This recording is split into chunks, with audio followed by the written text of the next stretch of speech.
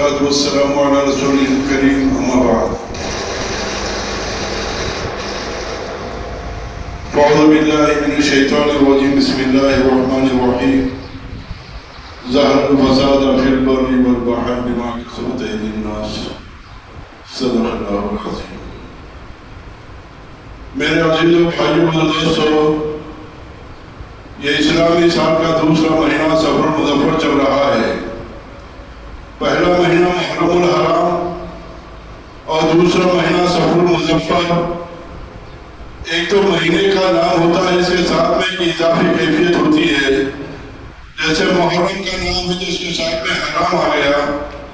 یہ حرام و حرام نہیں ہے جس کو ہم حرام و حلال سمجھتے ہیں کہ شراب پینا حرام ہے، جوا کھیلنا حرام ہے، سود کھانا حرام ہے. یہ محرم الحرام کا حرام سے معنی یہ مراد نہیں ہے. محرم الحرام مسجد حرام یعنی کعبۃ اللہ کا جو نام ہے مسجد حرام، تو یہ حرام وہ حرام نہیں ہے جس کو ہم لوگ حرام کہتے ہیں کہ شراب سود فلاں چیزیں حرام نہیں. یہ حرام احترام کے ساتھ میں ہے. تو پہلے مہینے کا نام محرم، اس کے ساتھ میں حرام یعنی حرمت والا، عزت والا، احترام والا. مسجد حرام یعنی عزت والی، عظمت والی، حرمت والی. تو گویا یہ محرم الحرام نام محرم تھا، اس کے ساتھ میں حرام آ گئے. یہ حرمت والا مہینہ ہے. ایسے سفر کا مہینہ ہے اور سفر کا اسلامی دوسرا مہینہ، اس کو سفر یعنی خالی یعنی صفر سمجھیے. یہ اس لیے کہا جاتا تھا کہ اس وقت میں لوگ جہلائے عرب اور روسائے عرب یہ سارے کے سارے اپنے گھروں کو چھوڑ کر نکل جایا کرتے تھے. مکانات خالی ہو جایا کرتے تھے. بعض لوگ تجارت کرنے کے لیے، بعض لوگ لوٹ مار کرنے کے لیے، بعض لوگ قتل و غارت گیری کرنے کے لیے. کیوں اس سے پہلے یہ 3 مہینے حرمت والے تھے. تو 3 مہینوں کی پابندی ختم ہوئی، مہینہ سفر کا آیا، سب کے سب نکل گئے باہر. اس لیے اس کو سفر کا کہا جاتا ہے. لیکن بعض لوگوں کے لیے بات مشہور ہو گئی کہ سفر مظفر کا نام 13 تیزی رکھ دیا. 13 تیزی کیا مطلب؟ اس کے 13 دنوں میں تیزی کے ساتھ میں بلائیں اور مصیبتیں نازل ہوتی ہیں. بلائیں اور مصیبتیں بہت تیزی کے ساتھ میں. اس کی وجہ سے بہت سی چیزیں دیوار میں بھی پا گئی کہ صاحب کون سا مہینہ ہے 13 تیزی کا. لیکن اصل نام اس کا دیکھا جائے تو سفر المظفر. مظفر کہتے ہیں کامیابی کو، ظفر کامیابی. تو یہ وہ مہینہ ہے جس میں کامیابی ہی کامیابی ہے. اور ہمارا عقیدہ یہ بن گیا کہ مہینہ عالی ہے، نحوست والا ہے. اس میں شادی نہیں کرنی چاہیے، اس میں یعنی کاروبار نیا نہیں کرنا چاہیے، اس میں رشتہ نہیں کرنا چاہیے، اس میں یہ اور یہ اور یہ اور یہ چیزیں نہیں کرنا چاہیے. اگر کریں گے تو نقصان اٹھائیں گے. یہ معاشرے کے اندر بڑی بات، بہت رواج ہے اس کا. اسی لیے اس مہینے کا نام سفر مظفر یعنی کامیابی والا، مظفر کی کامیابی والا مہینہ رکھ دیا گیا ہے. اور معاشرے کے اندر یہ بات ہے کہ ثابت ہوئی بیماریاں، مصیبتیں، پریشانیاں، اور اس کے اندر کوئی اچھا کام نہیں کرنا چاہیے. رشتے، شادی، بیاہ، دکانداری، کاروبار، یہ وہ نئی چیزیں نہیں کرنا چاہیے. اب عقیدہ کیا ہونا چاہیے؟ یہ بات تو رواج میں ہے. اور اگر رواج کے خلاف میں کبھی آپ کو ایسے اقدام کر دے اور خدا نہ خاصا اس میں نقصان ہو جائے تو پھر سارا معاشرہ کہے گا کہ یہ وجہ تھی جس کی وجہ سے ایسا ہو گیا. ہم نے پہلے ہی کہا تھا سفر کے مہینے میں شادی نہیں کرنی چاہیے اور کر لیے اس لیے طلاق ہو گئی. یہ شرک ہے، کفر عقائد ہے. ایسا عقیدہ رکھنا کہ اس مہینے میں کیا اس کی وجہ سے ایسا، فکر سمجھ عقیدہ کیا ہونا چاہیے. اعتدال کی راہ کیا ہے اس میں؟ ایک طرف تو یہ توہمات ہے کہ یہ مہینہ مصیبتوں کا، پریشانیوں کا، ناکامیوں کا، اس میں جو کام کیا جائے وہ غلط ہوتا ہے، نقصان ہوتا ہے، یہ سب کچھ ہوتا ہے. شریعت اسلامیہ نے اعتدال کی راہ بتائی ہے. ایک تو ہے تقدیر اور ایک ہے تدبیر. تقدیر اور تدبیر. تقدیر پر یقین کامل ہو لیکن تدبیر کو چھوڑنے کی اجازت نہیں ہے. شریعت کا پابند ہے، تدبیر تو اختیار کرنا ہی پڑے گا. حضور نے فرمایا سفر کے مہینے میں کوئی نحوست نہیں ہے. حضور نے فرمایا کوئی بیماری متعدی نہیں ہے. حضور نے فرمایا کہ عورت میں کوئی نحوست نہیں نہیں ہے. حضور نے فرمایا گھوڑے میں کوئی نحوست نہیں ہے. اور حضور نے فرمایا کہ الو میں کوئی نحوست نہیں ہے.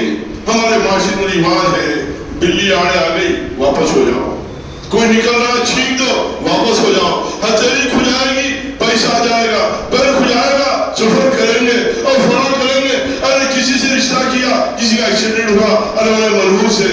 کسی کے بعد بچی پیدا ہوئی, انتقال ہو گیا, منحوس ہے. نحوست پتہ نہیں کہاں کہاں کہاں کہاں ہم نے جوڑ دیا ہے. اور سارا مزاج ایسے ہی بن گیا کہ صابین میں نحوست, ان میں نحوست, ان میں نحوست. کتنے لوگ ایسے 3 لڑکیاں پیدا ہو جائے تو کہیں گے یار یہ ہماری بہو منحوس ہے. لڑکیاں ہی لڑکیاں ہیں. کسی کو اولاد نہ ہو تو معاشرہ کہہ دے گا کہ منحوس ہے. اور کسی کا ختم ہو جائے, آپ کو پیسہ دولت نوکری مل جائے, ایسا ختم بہت اچھا ہے. کیا شریعت اسلامیہ کے اعتبار سے یہ عقیدہ صحیح ہے؟ بالکل غلط ہے, بالکل غلط ہے. شریعت اسلامیہ نے اس کی ترتیب بتائی ہے کہ ایک تو تقدیر ہے اور دوسرے تدبیر ہے. ایک مشہور حدیث کے مطابق جیسے اسی کے سلسلے میں حضور نے فرما دیا کہ سفر کا مہینہ منحوس نہیں ہے, کوئی بیماری متعدی نہیں ہے. یعنی چھوٹ چھاتا نہیں, یعنی ایک بیماری. اب ہم میں سے, ہم یہاں جو بیٹھے ہم سے بھی کوئی پوچھے تو ہم یہ کہتے ہوئے تھوڑا ہچکچا کہیں گے کہ سب کیا بیماری متعدی نہیں ہے؟ متعدی تو ہے. ابھی کرونا گیا, ابھی کرونا گیا, کون سا ایمان والا ہے یہ کہہ سکے کہ بیماری متعدی نہیں ہے؟ ہر ایک کہتے ہوئے ہچکچا جائے گا, جبکہ حضور نے فرما دیا کہ کوئی بیماری متعدی نہیں ہے. ایک صحابی نے سوال کر دیا, یا رسول اللہ صلی اللہ علیہ وسلم آپ کا ارشاد یقین کامل سب کچھ بات صحیح ہے کہ بیماری متعدی نہیں ہے, یعنی ایک کی بیماری دوسرے کو نہیں لگتی. اور ہمارا معاشرہ دیکھ کر ہمارا مشاہدہ ہے ایک کی بیماری دوسرے کو لگتی ہے. بعض بیماری ایسے ہے جیسے حدیث میں خدا جزامی آ جائے تو دور سوچو خیرات دو, کیونکہ بیماری متعدی ہے. ہمارے زمانے میں کرونا متعدی ہے, ٹی وی متعدی ہے, یہ ہمیں بات معلوم ہے معاشرے کے اندر. لیکن حضور اکرم صلی اللہ علیہ وسلم فرما دیا کہ کوئی بیماری متعدی نہیں ہے. کرونا متعدی, ہم تقریباً جانتے ہیں کہ سب متعدی تھا کہ اس کے لیے کتنی احتیاط برتی گئی, کیا کیا کیا جائے. پھر حضور اکرم صلی اللہ علیہ وسلم کا ارشاد کہ کوئی بیماری متعدی نہیں, سفر کا مہینہ نحوست کا نہیں, الو میں کوئی نحوست نہیں, گھوڑے میں کوئی نحوست نہیں, اور فلاں چیز میں کوئی نحوست نہیں. یہ ساری احادیث بخاری مسلم کے اندر آپ کو مل جائے گی, جو مستند ترین کتابیں, چھوٹی موٹی حدیث کی کتابوں میں بھی نہیں, بڑی کتابوں میں بات ہے کہ سفر کا مہینہ نحوست کا نہیں ہے, پرندے میں نحوست نہیں ہے, الو میں نحوست نہیں ہے, گھوڑے میں. یہ ساری باتیں بخاری اور مسلم بڑی بڑی کتابوں میں مل جائے گی. اب بیماری متعدی نہیں, اور ہم تو دیکھیں گے بیماری متعدی ہے. مطلب کیا؟ حضور اکرم صلی اللہ علیہ وسلم کے پاس میں ایک صحابی آ کر چیئے رضوات صدو, ہمارا یہ مشاہدہ ہے کہ ہمارے اونٹ سارے کے سارے اچھے ہوتے ہیں, ایک اونٹ کو خارش لگ جاتی ہے. اگر ہم اس میں احتیاط نہ برتے تو ہمارے سارے اونٹ بیمار ہو جائیں گے. جیسے ہمارے پاس ہمارے بچپن میں مرغیاں لوگ پالتے تھے, ایک مرغی کو بیماری آ جائے, ذبح کر دو, پھر جب پینے تو پوری مرغیاں بیمار ہو جائیں گی, بہت مر جاتی ہے. آج کل جو لوگ مرغیاں پالتے ہیں انہیں بات معلوم ہوگی, ایسی کبوتر کا معاملہ ہے, ایسی دوسرے جانوروں کا معاملہ ہے, تو ایک کی بیماری دوسرے کو لگتی ہے. لیکن حضور اکرم صلی اللہ علیہ وسلم کی بیماری متعدی نہیں ہے. کیا مطلب؟ یقین کامل طور پر متعدی نہیں ہے. کوئی بیماری ایک دوسرے کو نہیں لگتی. پھر ٹی وی لگتی ہے, اس کے برتن نہ رکھو, جسامی ہے اسے دور رہو, کرونا ہے اسے دور رہو, یہ ساری باتیں ہیں. اور اس کے بعد حدیث پاک کہہ رہی ہے کہ سفر میں کوئی نحوست نہیں, بیماری کوئی متعدی نہیں. مطلب کیا ہے؟ تو صحابی نے عرض کیا, یا رسول اللہ صلی اللہ علیہ وسلم ہمارے سارے اونٹ اچھے ہوتے, ایک اونٹ کو خارش ہو جاتی ہے, اس کی وجہ سے سارے اونٹ بیمار ہو جاتے ہیں. حضور نے فرمایا کہ کوئی بیماری متعدی نہیں. مطلب کیا؟ صحابی سے حضور نے سوال کیا کہ بتاؤ پہلے اونٹ کو بیماری کس نے دی؟ پہلا اونٹ جو آپ کا بیمار ہوا وہ کس کا مرض لگا اس کو؟ کہا کہ اللہ نے دیا. تو وہی بیماریاں سب میں پھیلے گی. اس لیے حضور نے فرمایا کہ دیکھو تقدیر بھی ہے, تدبیر بھی ہے. جب کوئی ایسی بات ہو جائے جو تدابیر اختیار کرنا ہے کرو, لیکن یقین اللہ کی ذات پہ رکھو. میں تدبیر اختیار کر رہا ہوں تو ضرور بچوں گا, ایسے نہیں ہو سکتا. تدبیر اختیار نہیں کروں گا تو ضرور مروں گا, ایسا بھی نہیں ہو سکتا. ورنہ متعدد بیماریوں کا علاج کرنے والا کوئی ڈاکٹر آپ کو دنیا میں نہیں ملتا. یہ لوگ علاج کرتے ہیں احتیاط کے ساتھ, تدبیر کو بھی اختیار کرو اور تقدیر کو بھی کامل یقین رکھو. اگر سفر کے مہینے میں آپ نے شادی کی, خدا کا خاصہ ایسے ایسی بات ہو گئی, تو آپ کے ذہن میں یہ بات نہیں آنی چاہیے کہ سفر کا مہینہ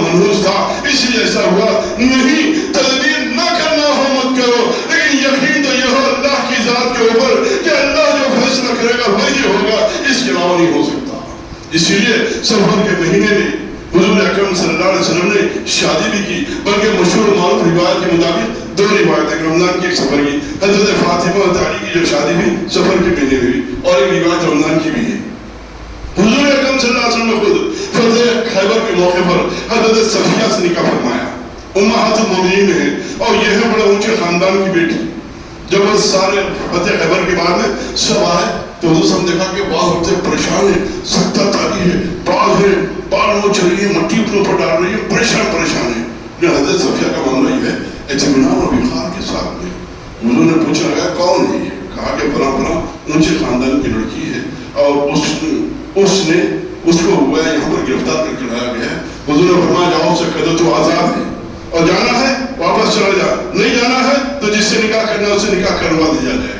حضرت صفیہ امہات المومنین ہیں، وہ حضور صلی اللہ علیہ وسلم کی خدمت میں کب یہ فتح خیبر کی بات ہے، سفر کے مہینے کی بات ہے، حاضر ہوئی اور عرض کیا یا رسول اللہ صلی اللہ علیہ وسلم میں آپ کے ہاتھ پر ایمان لاتی ہوں، ایمان کو قبول کیا۔ اس کے بعد فرمایا اب بھی تم جانا چاہتے چلے جاؤ اپنے خاندان میں، کہا کہ نہیں جاؤں گی۔ دیکھو اتنے لوگ ہیں، دہیہ کلبی نے وہ اپنا پیغام دل کیا تھا کہ میں نکاح کرنا چاہتا ہوں، فرمایا جس سے تم چاہو گے نکاح کروا دوں گا۔ کہا کہ رسول اللہ صلی اللہ علیہ وسلم اگر آپ میری بات مانتے میری چاہت ہے کہ میں آپ کے نکاح میں آنا چاہتا ہوں۔ حضور نے نکاح فرمایا، دوسرے دن وہیں پر ولیمہ فرمایا، اور ولیمہ اس انداز سے فرمایا کہ سارے صحابہ کرام نے فرمایا کہ لاؤ اپنے پاس جو کچھ ہے، کوئی پنیر لایا، کوئی کھجور لایا، کوئی روٹی لایا، کوئی گھی لایا، فلاں ساری چیزیں دسترخوان بچھایا اور صحابہ کو جمع کیا، فرمایا کہ میرا ولیمہ ہے۔ گویا سفر کا مہینہ یہ فتح خیبر کا مہینہ ہے، فتح کا مہینہ، سفر کا مہینہ یہ حضرت علی و فاطمہ سلام اللہ علیہ کے نکاح کا مہینہ ہے، اور سفر کا مہینہ گویا حضور صلی اللہ علیہ وسلم کے یہ گویا کئی امہات المومنین سے نکاح بھی ہوئی، کئی خیر کے کام اس کے اندر انجام دیے گئے ہیں۔ اور یہیں پر اسی خیبر کے واپسی کے موقع پر ایک واقعہ ہوا جو حضور کی شان کی عظمت کو آنے والا مہینہ سفر مظفر کا ہے۔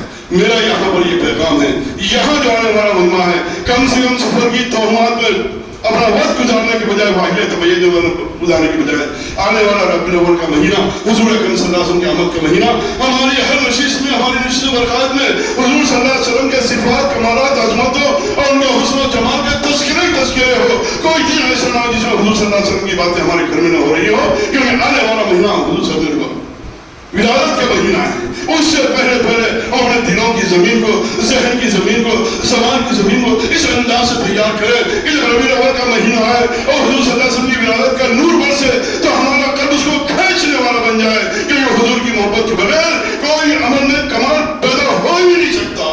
صحابہ ہیں جو حضور سے محبت کرتے تھے، حضور ہیں جو اہل بیت سے محبت کرتے تھے، یہ دونوں میں فرق ہے۔ یہ محبتیں ہمارے قلوب میں ہونا بہت ضروری ہے۔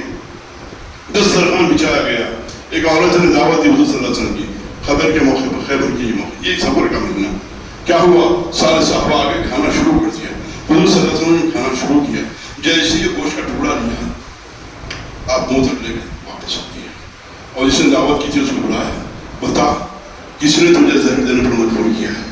یہ گوشت کا ٹکڑا مجھ سے کہہ رہا ہے حضور رحمت للعالمین ہے، جیسے سارے عالم کی رحمت ایسے سارے عالم کی زبانوں کو بھی جاننے والے ہیں، ہر ایک کی بڑی بات سمجھتے ہیں۔ اسی لیے فرمایا میں نبوت کا اعلان نہیں کیا تھا اور مکے سے راستے بڑھتا تھا، مکے کے اس پتھر کو بھی میں جانتا ہوں جو مجھے سلام کیا کرتا تھا، اور کائنات کی کوئی چیز ایسی نہیں ہے جس کے بارے میں حضور نے فرمایا جو مجھے نہ جانتی ہوں کہ میں اللہ کا رسول ہوں، ایسا کمال اللہ نے حضور کو عنایت فرمایا ہے۔ بتا تو ایک ہی بات ہے، کہا کہ یا رسول اللہ کو کس نے کہہ دیا، کس ملک نے بتا دیا؟ نہیں، کسی اور نے نہیں، بلکہ جو لقمہ گوشت میں نے اٹھایا اس گوشت نے مجھ سے بات کی، کہا کہ یا رسول اللہ مجھے استعمال مت کیجیے، میں مسموم ہوں، زہر آلودہ ہوں، اس لیے میں نے زمین پر رکھ دیا۔ ہمارے نبی تو وہ ہے جو گوشت کی بولی کو بھی جانتے ہیں، آپ رحمت للعالمین ہیں، اس لیے ہر ایک کی بولی کو جانتے ہیں۔ اس لیے یہ سفر کا مہینہ ان واحد تباہی باتوں میں نہ گزارے، بلکہ ولادت مصطفیٰ صلی اللہ علیہ وسلم کا مہینہ آنے والا ہے، اس کی عظمتوں سے اپنی زبانوں کو، اپنے دلوں کو تر و تازہ رکھنے کی کوشش کرے۔ اللہ ان باتوں کو سمجھنے کے عمل کرنے کی توفیق نصیب فرمائے۔ وآخر دعوانا